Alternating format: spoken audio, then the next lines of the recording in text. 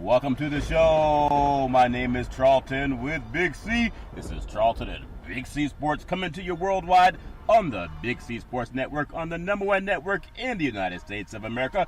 And Big C Sports has been voted the #1 sports show in the universe, according to Big C and them good old boys down south. I want to say bienvenidos to all of our listeners in Latin America, also across the pond in London, England, as well as Paris, France. And of course, you go to boys from Africa, you know we love the Big C tribe. We love you in Canada, but Big C, there's no one we love more than you good old boys down south in the land of the free, in the home of the brave, on a beautiful July the 10th, 2018. Big C, how's it going for you good old boys? Charlton, we're lining up for a hot summer down here. Everything, we got football getting ready to kick off with spring practice as well as training camp. I know that there's some baseball in there somewhere, but, I haven't caught a foul ball in a long time. But, yep. As soon as football kicks off and we get tired of this NBA Summer League, we're going to be okay. I tell you what, NBA Summer League it's great to watch it for, 1 week, but I think it goes on too long, especially when you just saw the best teams in the universe playing basketball. People want to see that, not necessarily Summer League on and on and on. You got to give people a chance to breathe. I know baseball's getting ready for the All-Star game. That's going to be in the nation's capital in Washington, D.C. at National Stadium. Also, World Cup, people deciding who's going to win the World Cup in Russia. Hopefully, they can get out of there alive before Putin realizes that Russia did not get into the final Big C.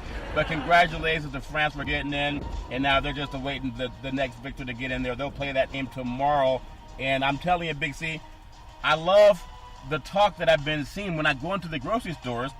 I'm noticing football. I'm noticing football everywhere. But before I get into that, I really want to say a lot of thoughts and prayers all over the universe going into Thailand and just seeing what happens when people put their thoughts together, their efforts together to do something that's good, and that's saving people that were trapped.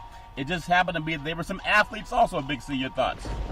Well, Charlton, it goes to show what happened when children come first. Yeah. It's fortunate, but it's fortunate also that it has to be in another side of the world that sets a precedent, Charlton, in a country that doesn't have the resources of the United States, but they don't have the attitude of the United States also, Charlton, where everyone came together for a common cause, Charlton. Yeah. That was reuniting these children with their parents.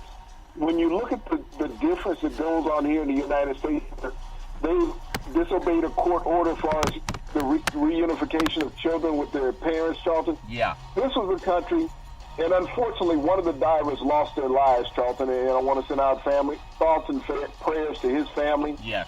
For, making the ultimate sacrifice to save these young children, Charlton. Yeah. He was a Navy SEAL from Thailand. But this just shows the effort, Charlton. When you put forth what matters, Charlton, instead of being political, there was no political issue in this, Charlton. No. This was about saving young men, young athletes, Charlton, who had got trapped in a flood. Yeah. And so they put all the resources that they could into this, Charlton. It wasn't about money. It wasn't about somebody crossing a border. It was about children. And I want to thank all those people who put together countless hours of effort, Charlton, yeah, in rescuing these young men, Charlton, to bring them back to safety, to bring them back to their families. I think the United States could take a model from that. If our politicians look at the efforts that took place in Thailand, yeah, that it's about people. It's not about your political agenda, riling up some people, Charlton, to get them to back you regardless of what you do or say. Yeah. It's about humanity. Yeah. About caring for other human beings, Charlton. I tell you, when you think about it, I do want to say this segment sponsored by your Northern California Cadillac dealers, home of the all-new Cadillac Escalade, the standard of the world. And when you go by and test drive yours, tell them Charlton and Big C sent you. And for any person, especially any parent, this is not like they had grown men. The coach was, I think, 25. The players were teenagers, teenage boys. And it's really about the human spirit, because I know it's happened before where people got trapped underground. Not only would they be claustrophobic, they had nothing to eat other than what they could grab in the water. And sometimes just drinking water that may not be healthy, may have some parasites in it. Whatever they had to do, they found a way to survive. But Big C, not to steal the thunder of that, these kids, we talk about how athletics can bring our country together, in fact, the world together. These young boys were athletic. Now, I'm saying it could have happened with anybody, but there's something about athletes, whether they're young or old, there's a second gear or a second wind that they find. I'm not saying in every case, but I do want to say that coach that had those players down there, they were chanting, they were praying, they were holding each other, keeping each other, encouraged and motivated. Big C Sports does a lot of that for people, and I hate to see it being used in this situation, but I would choose to say it's because they were athletes. They were taught to dig a little bit deeper than the average person. Big C, your thoughts? Well, Charlton, when you have a group of guys with a common goal, and that's what team play is all about. All of these players were striving for one thing, Charlton, to support each other, as well as with the coach there. And that's what helps bring athletes through things. They have a little tougher, fortitude than the average person does. Even though they were young kids, 12 years of age or so, Charlton, they worked hard at staying alive, backing each other, Charlton, encouraging each other. I mean, it says something about the human spirit, is that this is what you do in times of adversity. I mean, we have many American people, Charlton, who pull together in times of adversities. When you look at some of the, catastrophic events that have occurred in America in the past year and a half, the floods, the hurricanes, Charlton. We have Americans who pull together like this, who help your neighbor, help your friend. We have tornadoes in this country all the time where you go out and you make sure that those around you are well, Charlton. This was a coming together of a country of little resources when you think about Thailand versus the United States. But these athletes had that fortitude that they survived for over a week without having any real nutrition, Charlton. They had lost weight, they were malnutrition. As you spoke about, the water that they had to deal with, which was dirty and cloudy and most likely had some parasites in it that they're going to have to be treated for in the hospital. But they dug down, Charlton, deep within, as athletes would do when they're tired, when they're struggling, to find, as you say, that second gear, that internal fortitude, to get yourself over the hump, Charlton. And you have to give a lot of praise to that coach, Charlton, for keeping these young men calm, keeping them focused on what they needed to do to survive. So the coach gets a lot of praise, Charlton, in this situation for being there with these young men, getting them through it. And I appreciate that. I mean, I was a young boy at one time, and I know a lot of people can think about things where things go awry and things go wrong, and sometimes people get lost, and we've heard about different tragedies throughout the country, and I'm just proud that these young men, these young boys, and that young coach, not only did they show young people what it's like in this day and era, Big C, where a lot of times we don't give a lot of young people credit. I think a lot of young people, they survived that situation that maybe would not have been as successful if they were older and maybe more cynical. But young kids are so impressionable, and they listened to that young 25-year-old coach who taught them to believe. Now, we know that this country has a lot of issues, whether it's treating people fair, or we deal with the Me Too movement, sexual assault, a lot of issues going on in our country. But I do want to just say, for the young people that watched what happened in Thailand, this was not about, staying out of our neighborhood. This was not about staying out of our country. This was not about building a wall. We had people who were trained from all over the world to go down into caves, underwater, finding air pockets to save another human being. Now think about that. And when you contrast that with what's happening with these pseudo-internment camps in the United States, to tell people that you can't come here anymore. Imagine if the Native Americans had done that to the Europeans that came here and stole their land. So I just think that it's a time to look at young people and say, what can we learn from them? They stuck together because they didn't turn their backs on each other. They didn't fight against each other. They held hands, and they found a way to get through. So I'm really proud of them. And last thing I want to get your thoughts on, I know you touched on it before, but I just want to hear it again. United States of America, when we talk about building a wall to keep people out, then you have the whole world going underwater to help save lives. Big C, your thoughts? Well, what the United States could learn from this, Charlton. Look at the complexion of those kids. They were a brown complexion, Charlton. They weren't Anglo, and no one cared. They were children. Yep. That's all that mattered. They were children. And you had the world fighting to give them a second chance at life to grow up, Charlton. Yes. That's all that mattered. That these young gentlemen have an opportunity to reach adulthood. Yes. That's what everybody cared about. When you look at the complexion of all the rescue divers, Charlton, yeah, it was multicultural. Yep. They come from all over, even came from the U.S. So think about it, Charlton. If there was a border up where our people could not get out of this country. Yep. Because I know when you talk about this border, okay, we're going to stop people from coming in. So once you build that border, what if that country said you're no longer invited to our country? Yep. Then we're not going to let your people come to Mexico for vacation, to own property. Think about the number of Americans who own property in Mexico, Charlton, in South America. Yeah. Who have retired in these third world and these Latin American countries, Charlton, because of the cost of living. Yeah. What if they turn their back on the American citizens? Yep. And say, no, if this wall goes up and this, decriminalization of our citizens coming into your country, yeah, we're going to make criminals out of all of you. Well, I know. Think about how that would have handled. Yeah. And think about what would have happened to these young people if Thailand said, no, we don't want any foreigners in here in our country. Yeah, and I know it was not Mexico that hacked our elections. Last I Googled, Big C, did you Google and find out it was not Mexico that hacked our election? Not only they hacked the United States election, they get offered the World Cup, but all's fair in love and war. Just I want to say congratulations. Really happy that those kids are home, or at least not home yet, but they got rescued, and everything's looking up for them. And speaking of doing things that sometimes, and you brought it up earlier, we touched on it earlier, what is the importance of the NBA Summer League? With all the analysts breaking down rookies, and what does it really mean? We just finished seeing the best basketball in the universe in the NBA Finals. The great Golden State Warriors, the land of vibranium, the King James LeBron James, playing his final game in the Cleveland Cavalier uniform, at least for the middle time, at least as far as we know. Maybe when he retires, they will make him a one-day contract to retire as a Cavalier, and they can do all that stuff. Sometimes teams do that. But sometimes you can have a movie that goes on too long. You ever go to a movie, it's supposed to be a 2-hour movie, maybe 2 hours and 15 minutes, and it's 4 hours. They got to give people a chance to breathe from the basketball. Big C, your thoughts?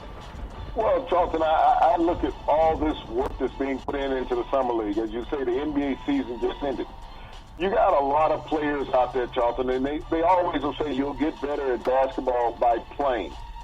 But saturation sometimes, Charlton, becomes the killer, because when we look during the regular season and we see these half-full arenas, yeah, because people have had their fill of basketball. Yeah. And now we got all these analysts breaking down these rookies, Charlton, telling you what the pluses and minuses and what they need to work on in their game. Yeah.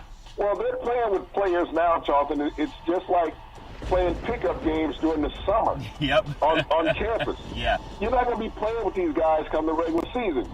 So I don't know how much continuity that these players develop working in these summer leagues. When you look at the players last year in the draft, you think about this kid Ball in Los Angeles. He played in the summer league. Yeah. Did he set the NBA on fire last year?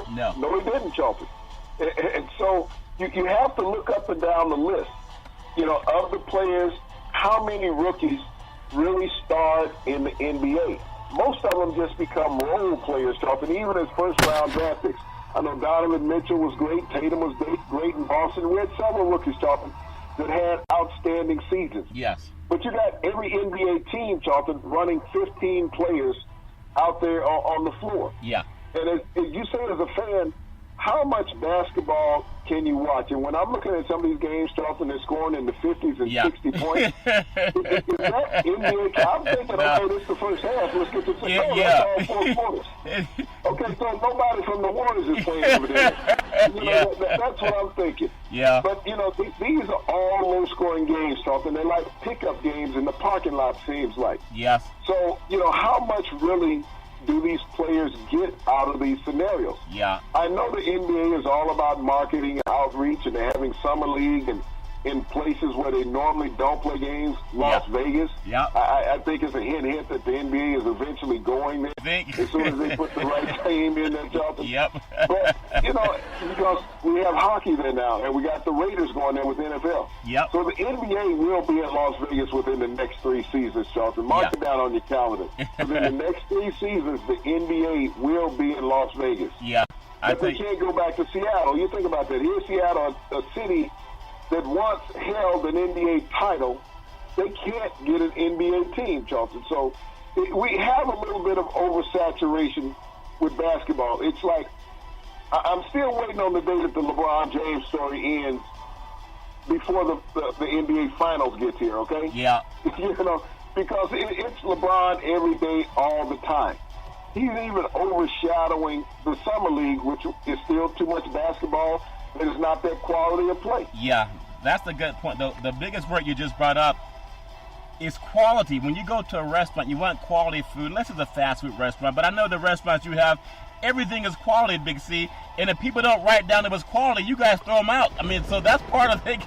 You got to have people watch something that's the best. If not, they're going to get used to a watered down product. And in the end, it's going to hurt the product. You can never walk away from it. You got to have a chance to miss something for a little bit. I want to also talk about another sport, and we talk about World Cup and how the top players in the world are changing teams in the NBA, and it's happening in NFL also.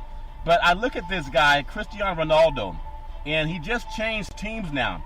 He left Real Madrid to join an Italian club called Juventus, and this guy makes in the millions, about $60 million, and that's including endorsements and everything else he's doing. But no one really knows who he is outside of he plays soccer. You don't really know anything about his personal life, and not that they have to, but when he can make the top dollar in soccer, you don't know about if he has a private life or not, because they don't cover that part, but he's still the top guy in that sport. Could you imagine if he never got the chance to walk away from soccer? At some point in time, when you watch someone at his level playing at the highest level in soccer, to have some type of soccer league that's not the highest level in soccer, it would lessen the game. The World Cup is great because we have the best countries playing in it, but if you have just the average teams playing, it would lessen the game. Big C, your thoughts? Well, it's true, Charles, but when you look at Ronaldo, I mean, he's the world's elitist player there is. I mean, he does have a family, a wife and 3 kids. Yeah. But, with the money that he makes and the command that he has of the soccer world, you think about it. This man has scored 450 goals in his soccer career. He's averaged a goal a match that he has played. Unprecedented in the world of professional soccer, Charlton. And he commands full stadiums wherever he goes. He's a showman. He's a great-looking man, Charlton. But he's a more talented athlete. Yeah. He's charismatic, Charlton. He has a command of the world stage. We don't understand and recognize soccer here in the U.S. like they do in the European and Italian countries, Charlton, even in Spanish countries. Yeah. It is football to them. Our football is that oblong spear that they toss through the air. Yes. Their football is using their foot, no hands, Charlton. Yep. So when you look at how the world has grasped the World Cup, and that's the reason why. We call baseball here the World Series. Yes. It's only American teams playing. We call the Super Bowl the World Championship of Football. Yes. It's only the Americans playing, Charlton. Yeah. But the World Cup of soccer, everybody's playing except for the U.S. Yep. Think about that. Yep. Everybody but... The greatest world sport that there is, the U.S. is not good enough to be involved in it. Isn't that something? So when you look at where we are as a country of how we tout and develop young athletes, we haven't put the importance on soccer that we have put on these other sports, Charlton. No. Even though during the World Cup, the largest soccer crowd in the world in Atlanta, 72,000 during the World Cup. Yep. Atlanta United had the largest soccer crowd during the World Cup. But is that talked about on U.S. television, on U.S. sports shows? No. No, Charlton. They don't give soccer the notoriety that it should. We have so many young boys in America, Charlton, playing soccer in soccer clubs, pee-wee soccer, high school soccer, college soccer. When you think about soccer participation in the United States, Charlton, Yes. it's equal to football participation in the United States. But we give it no notoriety as a country because people say, well, it's a long game, it's not exciting. Yes. Soccer is gaining momentum here in the United States. Oh, yeah. Just not on the broadcast level, Charlton. And so we've gotten so as a country that we pick which sport is exciting regardless of how fans feel about it. Now, look and think about this. ESPN is showing cornhole tossing contest. Think about that. What kind of tossing contest? You got boys with a beanbag tossing a ball, a little beanbag to another board that's on a slant. Wow, that's exciting. Are you telling me that's more exciting than watching a soccer match? Wow. You know, even a bowling tournament, Charlton. So when we talk about athletes, soccer players are superior athletes with the amount of running and conditioning that they have to do. Yeah. But the networks choose to show bowling and cornhole contests, Charlton. I tell you what, hey, sometime if you're lacking the content, you just find something else. Speaking of content, France tops Belgium 1-0 today. And I guess when you think about it, getting the chance to go to the World Cup finals, could you imagine if American League football was played all over the world? United States football, Canada, when they used to have NFL Europe. Just imagine how much more exciting the real Super Bowl would be if the whole world caught up to NFL-style football the way the United States is trying to catch up to soccer. You know, the real football. That would be just a global experience to have to crown the number one sports team in the universe, to have that happen. And for France to be one of the teams in it, that's exciting to me. And I'm looking forward to it, just seeing how the world responds. The fact that they're playing it in Russia, when everybody knows that Russia is the cleanest country in the world when it comes to...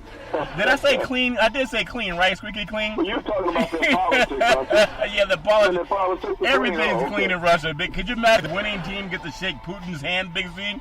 And if they don't shake his hand, they may not show up back in their home country.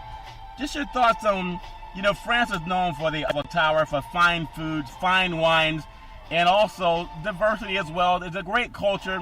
But what does it mean to have France, of all places, in a forward-thinking country, trying to win the World Cup, in a country like Russia that's all about an oligarchy and one man rules everybody? Your thoughts?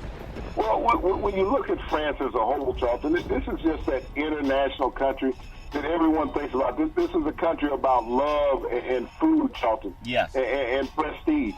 And when you look at the team, it's such a multicultural team, Charlton. It's not just based on complexion. It's based on young, speedy, talented players, Charlton. That's what you get in France. Yes. It is a representation of the best of its culture, is what France's team is. Because when you look at the ethnic makeup, as far as, you know, background, nationality, they're all French. Yeah. But they're all different complexions, just like in the U.S., Charlton. When you look at the sports team here, it's not made up just of a one culture, Charlton. Right. It's a multicultural event here in the U.S. Even hockey has gotten to that point. You know, when we look at the World Cup and France has made it to the finals, which is a great feat for any country, Charlton, when you think about the number of participants that have gotten through to this point, Charlton, to make it to that final game. You know, we're here in baseball season. One thing I'd love to see, because we're talking about world sports, is that I would love to see a Latin All-Star team versus an American All-Star team. Yeah. That's what I would really love to see, Charlton, is that, you know, we got baseball's All-Star game coming up next week. Yeah. I think that baseball would do itself a great justice as far as reaching out to other young kids to say, hey, this is a game to play. Yes. Put the Latin ball players, Charlton, against American ball players. Have a 7-game series, All-Star series. Play in multiple stadiums, Charlton. Yeah. To get this game across the country so everybody get an opportunity to see. Play a couple of games in Latin America. Put one down in Mexico. Put one down in Puerto Rico. Yeah. Venezuela, wherever, Charlton. But put a couple of games here in the U.S. Let the world see the world's best Latin players versus the best American players. I think that would be a great, great platform for Major League Baseball Rob Manfred, put something like that together. Yeah. Really advance Major League Baseball around the world. Well, I think that would help a lot, and for just the popularity of the sport. I still go back to the Negro Leagues that you've talked about this so many times, and I had a great-grandfather that actually played Negro League baseball back in the day, and to hear how that's almost gone, and if it's not brought up by Big C Sports, it may be brought up maybe once a year on the mothership, but that's a sport that had they played, I mean, the Negro Leagues, had they played some of the Major League Baseball players, the Negro Leagues were dominant, but they would oftentimes find a way not to have those matchups happen. But even if it did happen, you know the home plate umpire can call a strike, and a ball, whether it's a strike or a ball or not, like who's on first, who's on second. So if you don't have, you always have people who can fix a game to make whatever side win. But could you imagine have we seen the cream of the crop in the Negro League playing against the cream of the crop in Major League Baseball? What that would have meant for baseball, Big C, your thoughts?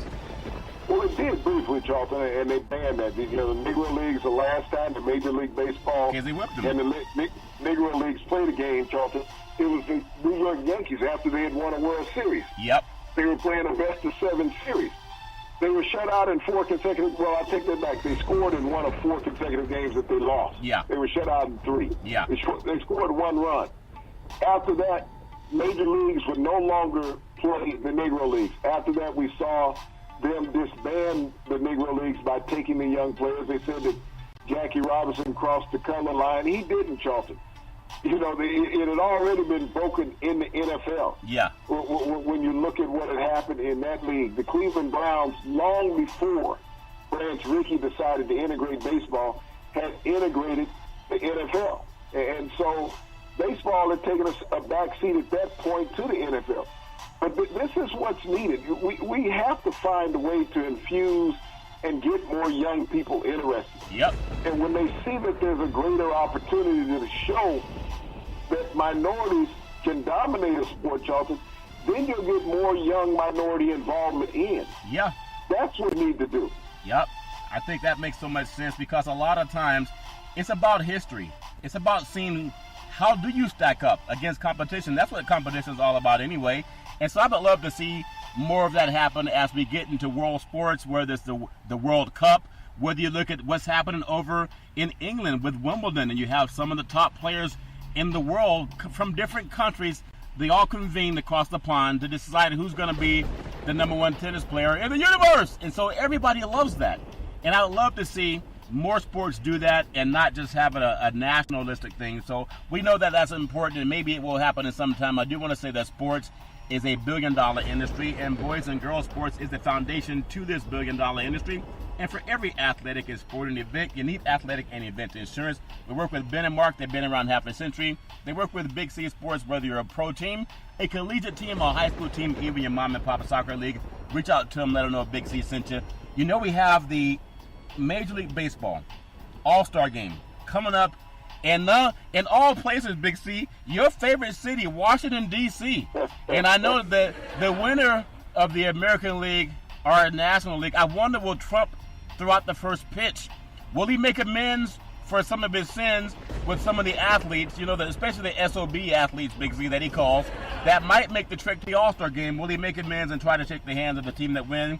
But looking at the American League, in the East, Boston's ahead of the pack right now over New York, and then followed by Tampa Bay, Toronto, and then Baltimore. There's some talk about before the All-Star Game that starts next week, some players may be on the trading block.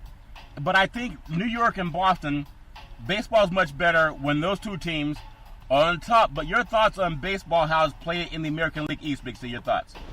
Well, talking the American League East has always been the pinnacle of baseball. Yeah. We always want that large market.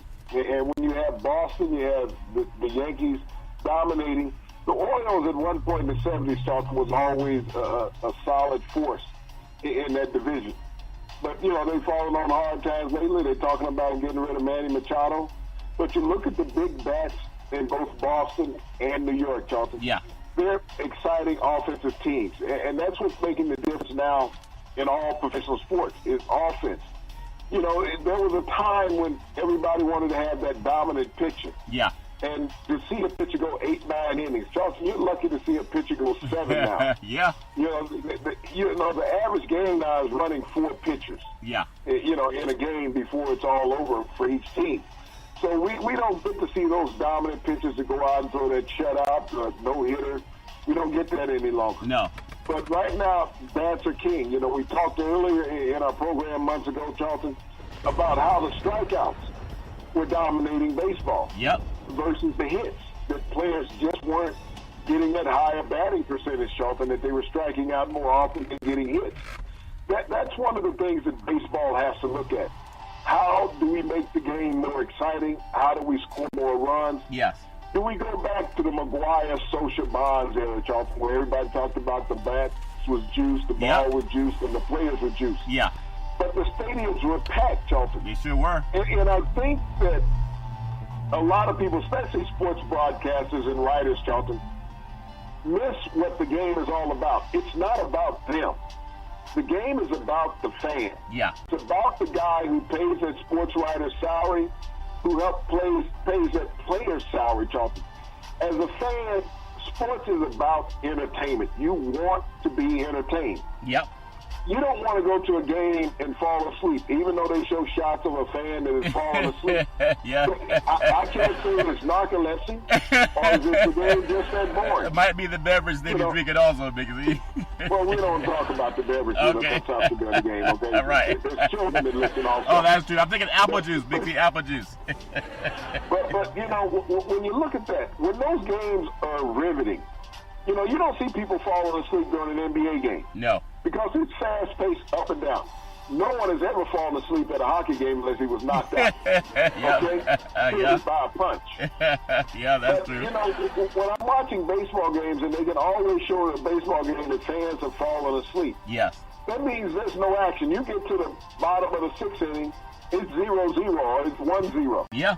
That's boring. Now they got to change it and up. So, baseball has to find a way to infuse excitement into the game. Yes. I mean, it is the oldest non-change game in professional sports. The dimensions have always stayed the same of that diamond. Yeah. Versus football, versus the basketball, versus hockey. Yeah. But in all those other sports, Charlton, they have found a way to speed up the game and make the game more exciting, to always have more points scored. Yeah. That's true. Baseball hasn't figured that out until they had the juicing era in baseball, and everybody was hitting 40, 50, 60 home runs. Yeah. Well, and everybody, the ball is juiced. No, the fans are excited. As a broadcaster Yeah. and as a writer, that's what you have to understand. Don't sit there and give me a history lesson on the game all the time. Right.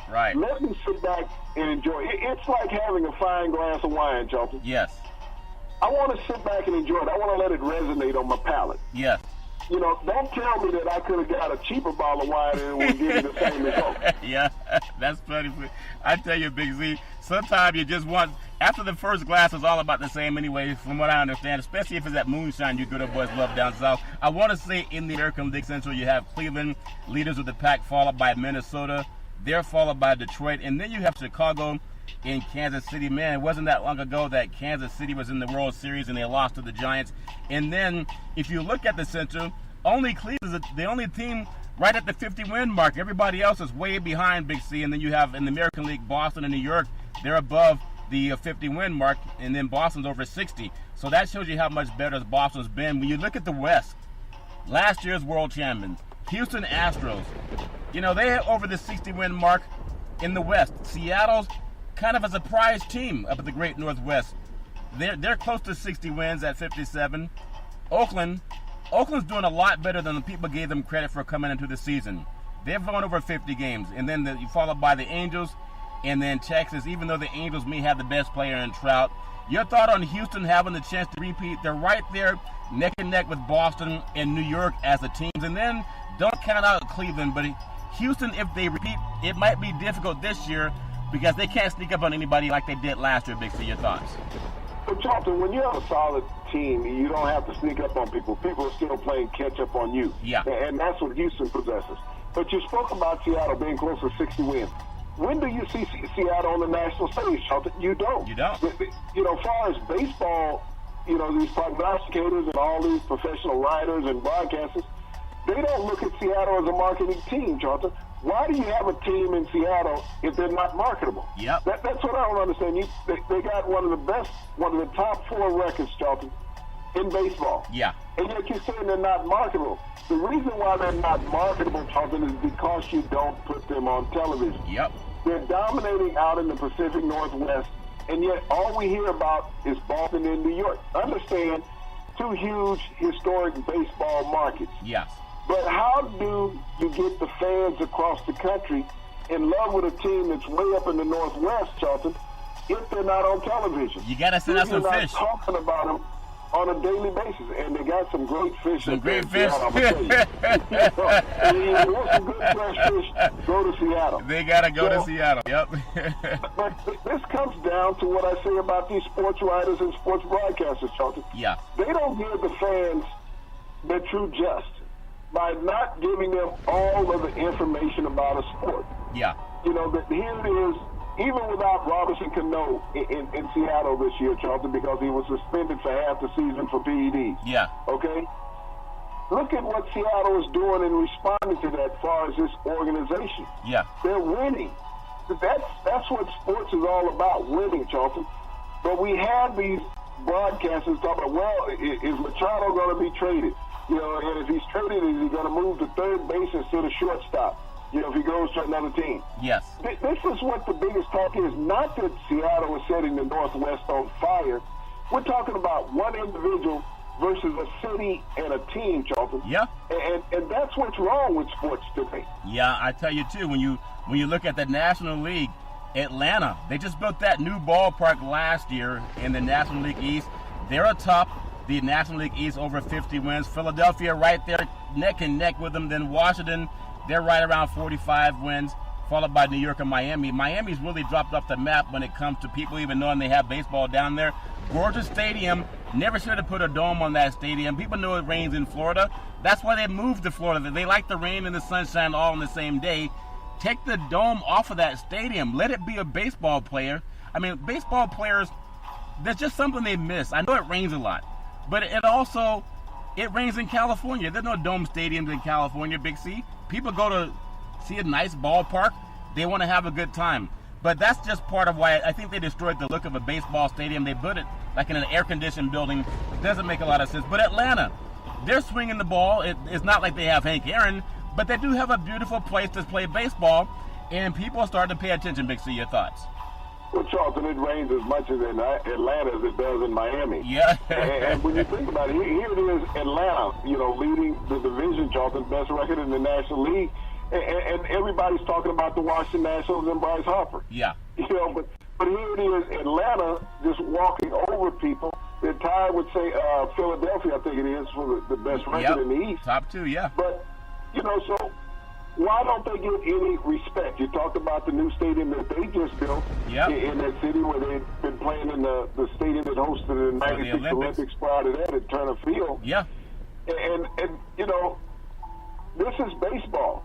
Why can't you talk about the teams that are winning instead of the teams that you're hoping are winning? So you wonder why you don't get new fans in baseball. Yeah. Because they hear the same story all the time. When a team is non-competitive, you still talk about them based on the market that they're in. Very good point. Not because they're playing well. Yeah. But it's based on the market. And here it is, Atlanta. How many people around the country know that Atlanta's leading their division, Charlton? Not a lot of people. They're dominating. Yeah. And baseball really doesn't talk about it. Every baseball show that opens up, you either have the Yankees, you either have Boston, you get a little bit of Anaheim with Joey Ohtani and Trout. Yeah. But when we look at baseball as a whole being represented by the broadcast companies, whether it's print, whether it's radio, whether it's television, they're bypassing the best playing teams in baseball. Yeah, they tend to do that a lot. In the Central, Milwaukee, they're top the heap, and they're over 50 wins. Chicago's over 50 wins. St. Louis, under 50. For St. Louis, the baseball city, to be under 50 wins, right coming up on the All-Star break, man, they really need to get that tradition back in St. Louis. Pittsburgh, and then Cincinnati rounding up the bottom of that heap in the National League Central. Milwaukee, They have a dome stadium. They have a. I just think if you're going to play baseball, play a baseball. Could you imagine Yankee Stadium, which has all the weather you could ever think of, from snow to rain to the humidity and the heat? Could you ever imagine a domed Yankee Stadium? That would be anathema to the baseball universe, Big C. Your thoughts? Well, a dome Yankee Stadium, a dome Dodger Stadium, Charlton. Well, when you think about these iconic fields, Baltimore, where multiple World Series have been played, Pittsburgh, where they won World Series, even in Oakland, Charlton, that is a multi-World Series winning city. Yes. Now, you talk about these dome stadiums. Today it came out that Tampa Bay has proposed a $900 million stadium, Charlton. For what? For the Rays. Well, they got a stadium down there they can't win in. It's empty now. So if they build another dome stadium, more empty seats. That, okay, we invest another $900 million in a stadium. Maybe they'll come to the new stadium since they wouldn't come to the old stadium. Yeah. This is what's wrong with professional sports. Yeah. Why keep a team in a market, Charlton, that's not producing? We've talked about Vegas. Yep. Why not build that stadium in Vegas? Move the team out of Tampa. Yeah. They've had one decent season in Tampa. I believe that was somewhere around 2006. Yeah. That when they had Evan Longoria and he was hot. And Joe Madden was the manager down there in Charlton. They had a decent season. They had David Price on the mound. Yeah. But since then, Charlton, it's been a decade of non-production. Evan Longoria's gone. Price is gone. Price is in Boston. Longoria's in San Francisco. Yep. That team has been dismantled. We saw what Madden has done with Chicago, winning a World Series. And now you're talking about building a brand new stadium in a place where you're drawing 12 to 14,000 fans now. And that's in a week. And that's in a week, Big Z. So, Rod Manfred, we talked about Rod Manfred putting together a universal all-star team, Charlton. Yes. And a series, 7-game series in 7 different markets. Yep. This is what he needs to do. Maybe even a 9-game series, Charlton. I think that players would buy into that, Charlton, because they get to travel. And it's like the World Cup of Soccer. They get to see fans get to see them. Yeah. Latin America versus America, Charlton. A great series. Put 26 players on each roster and go with it. I think it works, yeah.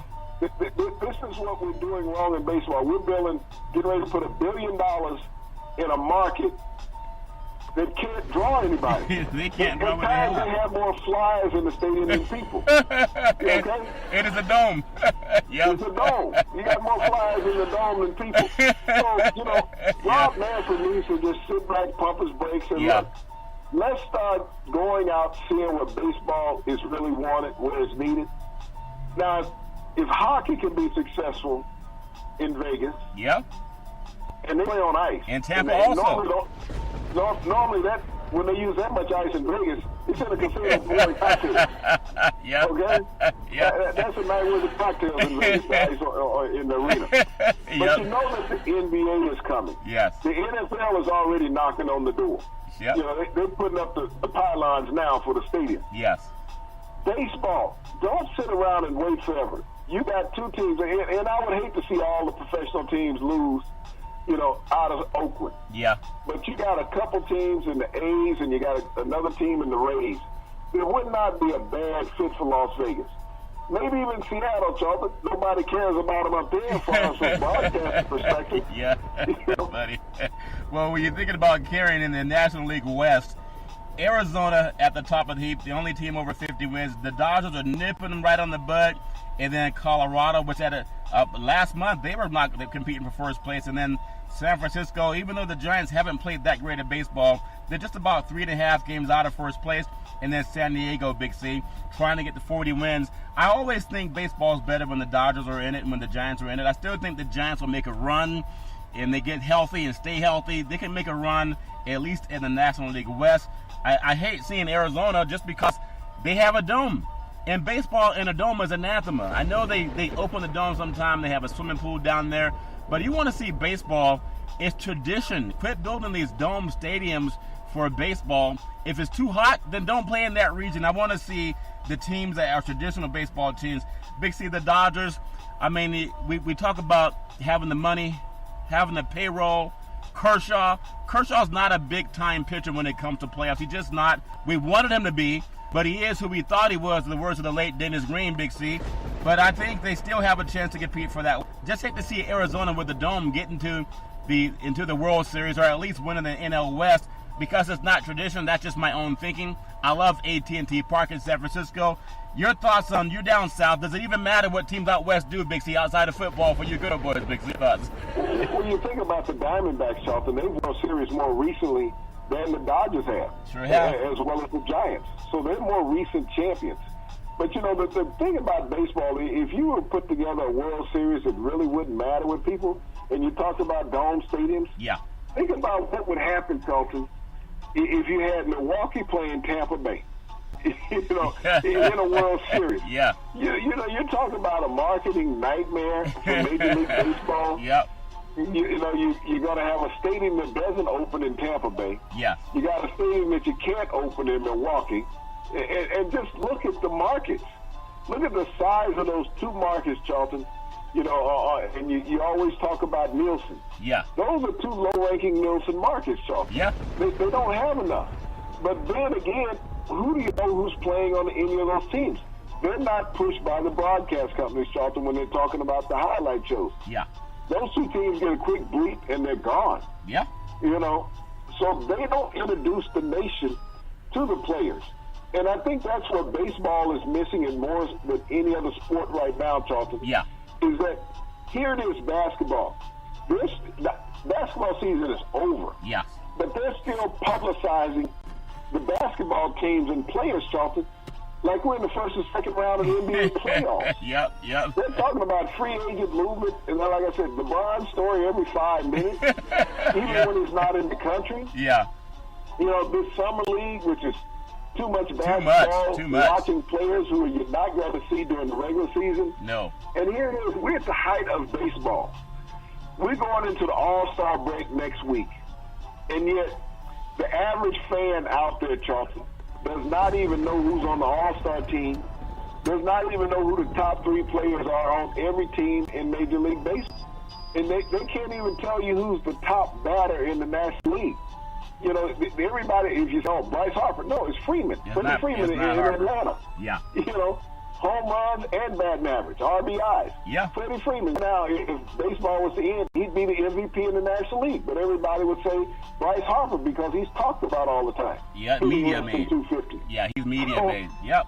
But this is where it is. As broadcasters, they do such an injustice to the fans. Yeah. And, you know, it's like Mr. T said, I pity the fool. You know?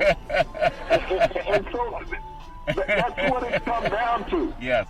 The broadcasters, whether they're doing a broadcast, whether they're doing print media, whether they're doing a show. Yep. You know, treat the fan like he's family. Well, you know. Let him know the truth about what's going on out there. That's a very good point, Big C. I think when we talk about athletes, even if it's LeBron James or back in the day it used to be Kobe Bryant or Shaq, or it could have been Kareem, or, you know, now it's LeBron James, the new kid on the block. But when you think about, we talked about it before, where do athletes get their money? When people are wondering how someone's going to sign with whom, if they're going to go and get the maximum dollar, if they're going to wait another year and see how they can get the most money. When you look at the top athletes in the United States, where they get the money, LeBron James signed a lifetime deal with Nike a few years ago for about $1 billion. It's a lifetime deal with Nike. Phil Mickelson, his earnings about $50 million in endorsements, and that's from Callaway and Barclays and Rolex. Peyton Manning, he hasn't thrown a touchdown in a long time, Big C. I don't even think he threw one in the Super Bowl in San Francisco when he had it, but he still gets $15 million a year from Papa John's Pizza, and that pizza, if you ever had, is not that good. So it doesn't mean if your pizza's great. In fact, I remember the owner of Papa John's said that Nantham was costing him sales. No, eating his pizza cost a lot of sales, but they still paid Manning $15 million. And then you look at Federer, you know, $60 million in sponsorships. A lot of people make their money. Cristiano Ronaldo, he's making a lot of money in sponsorships. So that's important as much as what team they're going to play for. Big C, that make any sense? It would be nice if they shared that thoughts with the world about how they really make their money. It's not because they play under certain teams. There's a sponsorship money, Big C. Your thoughts? Well, Charlton, when you look at professional leagues before they even have a kickoff, the amount of money that's paid to the organizations, Charlton, through broadcast rights, sponsorship, But these owners, they talk about salary cap. Yeah. In all the leagues. Yeah. The owners get paid more than the salary cap that they have for their team, even prior to the opening tip-off. They sure do. So everything else is just fiduciary money. Yeah. Stuff on the side, chump changes, they say, pocket money, walk around money. I'll take it. When you look at an NFL owner, Charlton, before they even have the opening kickoff of the season, he's gotten $300 million. Wow. $300 million from the broadcast rights and revenue sharing of the league. Salary cap NFL team, what, $72 to $76 million? Yeah. So I think he got a little left over. You think he's doing all right? He's doing all right. You look at the NBA, Charlton. Yes. And they talk about what they're paying players. Okay, these owners, Charlton, when they talk about salary cap on a team, they're sitting out there looking at the same amount of money for the NBA teams. Yeah. But the owners have gotten money, so their salary cap is a lot less than what they received in their broadcast and revenue sharing. Yeah. So I don't know how these guys are crying. And then if you look at Major League Baseball, Charlton, there's no way that you're paying the players out of these games. The White Sox had a game this year, Charlton, the Chicago White Sox. Yes. They had more people working in the stadium than they had fans in the seats. Yeah. They had 945 fans in the stadium. Yeah. You had more people working at the stadium than you had people attending games. When you put together concessionaires, parking lot, security, grounds crew, broadcast crews, Charlton, Yeah. maintenance, they had more people working at the stadium than they had fans that bought tickets. Yeah. So you're going to sit there and say that these owners are ever concerned about what's going on with the players? No, they're not, Charlton.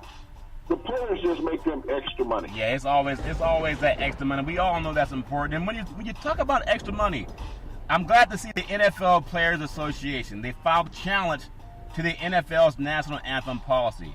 And they said the NFL did it without consulting the NFLPA. Well, 70% of the athletes in the NFL are African American, and when they're not playing football, they're still African American. Last I checked, Big C. So when the African American athlete understands that they're 7 times more likely to be falsely accused of a crime than Caucasian men in this judicial system. 7 times more likely to be falsely accused. And part of that Black Lives Matter movement is to bring attention to it. But the NFL doesn't want the majority of its players bringing attention to what happens to people who look like them. But it can be changed if we bring attention to it. It's taken black men to stand up and end the sexual assault on women. Even though when an African-American man is accused, the media takes a stance that he must be guilty. Why? Because he was accused. Couldn't be further from the truth.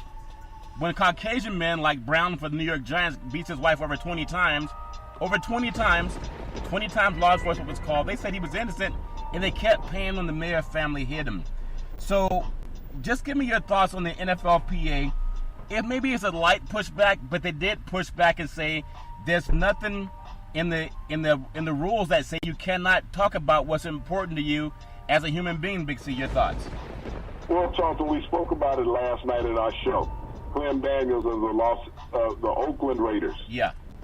He was at that time, Charlton, one of the top players in the league. And he was joined by 27 other African-American players in 1967 and told the owners of the American League that they would boycott the All-Star game if it was not moved out of New Orleans because of the racial divide in the Crescent City at that time, Charlton. Yeah. And so the NFL owners understood that without these African Americans, is that they had no game. Yep. That the excitement and the speed of the game was gone. And I think it's going to take a catastrophic event like that again, Charlton.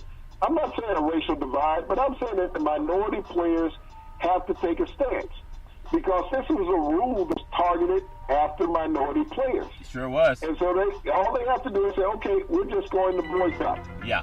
Period. We're not showing up for the preseason. We may not show up for the first game of the season. Think about the economic fall that the NFL would take if the minority players said, we're boycotting. Yeah. Now, the NFL had strikes and boycotts of players unilaterally across the board, okay? Yeah. What if the minority said, we want the boycott until you recognize us as equal citizens? Not just as employees that make you a lot of money, Yes. but as equal citizens. That's a stance that the NFL owners could not buck against, Charlton. Yeah. They're going to sit there and say, whoa, this is real. This little rule that we passed, they say, okay, we're going to fine you. Matter of fact, take my whole paycheck, okay? I'm not showing up for work. Yeah. Think about who does that affect more?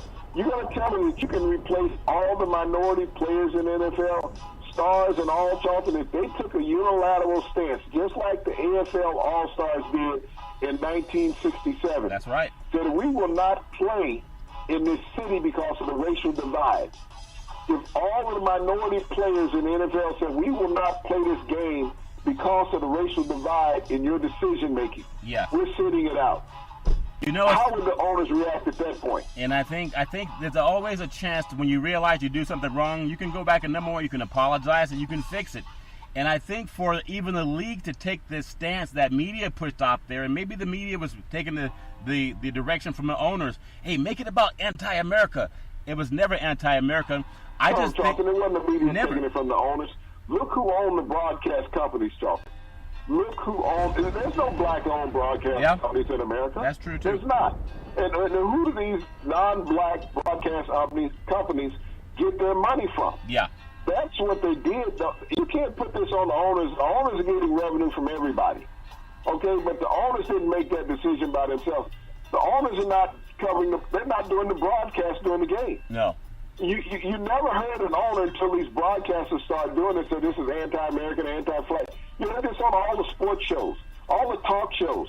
They were resonating this. They were putting together a racial divide in this country. Yeah. Was not the players. The players had one issue, social injustice. Yeah. They never wavered from that, Charlton. So when people say that the players didn't have a platform, they didn't have a consistent message, they didn't have uniformity, they had it, Charlton, from day one. But everyone kept saying it was something else. So everybody kept saying what the media was saying. And they couldn't get the support from their owners. And yeah, that's a good point, too. That's what it came to. It wasn't the players. The media has had more control of the airwaves than what the players are. Yeah. And you got to look at, Charlton, every time that they interviewed a player in a locker room or anywhere else, it was edited back by the time he got to television. Yep. They didn't interview players live right after the game and ask them about the social issues. Yeah. That was off. You know, you could not touch that. That was one thing. Don't ask them anything about the social issues. Yeah. Ask them about the game. Ask them about the catch. Ask them about the tackle. Ask them about the touchdown. Ask them about the pass. Yeah. Do not touch the social issue. Well, you So know, you never got a chance to hear a player talk about the social issue live. Yeah. It was always something that was recorded in front of his locker. So by the time you got into the studio, that you could edit out the part that you did not want the public to hear. Yeah. So you gave the public the snippet of what you wanted them to hear. So you never gave them an accurate account of what athletes felt and why they felt it. and ironically, Big C, you never heard, especially the black players, not one of them said it's anti-military. A lot of them came from families of the military. And I just hope that the NFL, I'm a little bit proud of the NFLPA, Damari Smith, at least not being a sycophant, quiet person with his head between his tail. Realize that you got the winning deck. I mean, you got, just like in a chess game, you got the king. But you got to have a boldness behind it. If not, you're just going to be treated like a little boy. And there's still a chance to say, NFL, we want you to be involved in ending domestic assault, domestic violence, and we want you to be involved with helping reshape this criminal justice system so that when judges and prosecutors look at black and brown boys and black and brown girls, they treat them as if they're white. And you can Google how white kids for the same crimes get off, or they get some type of counseling as opposed to prison. You can Google that, and that's what they're trying to change. But it takes bold people to change it, because if you're quiet, then you won't say anything about it. Big C, I know that makes sense. Final thought, I know I'm really excited about what's going to happen with this year's football season, college and NFL. I know we'll talk more about that coming up throughout the weeks ahead. But I just know I'm really happy that the kids in Thailand were freed. It was a global effort. It wasn't just leaving it up to the authorities in Thailand. I think it really shows how beautiful it is when the human spirit comes together. Speaking of coming together, back in the day, there was a man by the name of Drew Bandini Brown. He was known as Muhammad Ali's right-hand man. He would always tell Ali, with all you got to use, how can you lose? Rumble, young men rumble. Big C, what are you looking forward to in the sports universe? Charlton, I want to give another shout-out to all the mothers in the world and Serena Williams for having a marvelous performance today, Charlton, for the 31st time in her career. She dropped the first set in a championship match, in a tennis tournament. Yes. And she responded back, Charlton, with a 3-2 victory today to reach the quarterfinals at Wimbledon for the All-Lawn Championship. Serena Williams is doing every mother and every woman in the United States and in the world proud. Don't let something hold you back. Your children are the most important thing that you could ever have in life. So when you think of what she's doing, showing all the mothers in the world that you don't have to take a second seat to anybody, emotionally, physically, or athletically, and you can still love and care for your child at the same time, go Serena Williams. Congratulations, Serena Williams. Congratulations to the kids in Thailand. Congratulations to everybody that keeps believing no matter what the odds are. Speaking of believing, every Monday through Friday at 5 and 6 p.m. worldwide, follow Big C Sports on the Big C Sports Network, on the #1 network in the United States of America. And Big C Sports has been voted the #1 sports show in the universe, according to Big C and them good boys down south. I want to tell you, there's never ever any excuse for domestic violence. If you know any man or woman going through that garbage, pick up the phone, call 911, because no man or woman should ever have to go through that garbage on their own. And as we always tell you on every Big C Sports show, we thank you, we appreciate you, and we hope you have a super fantastic day.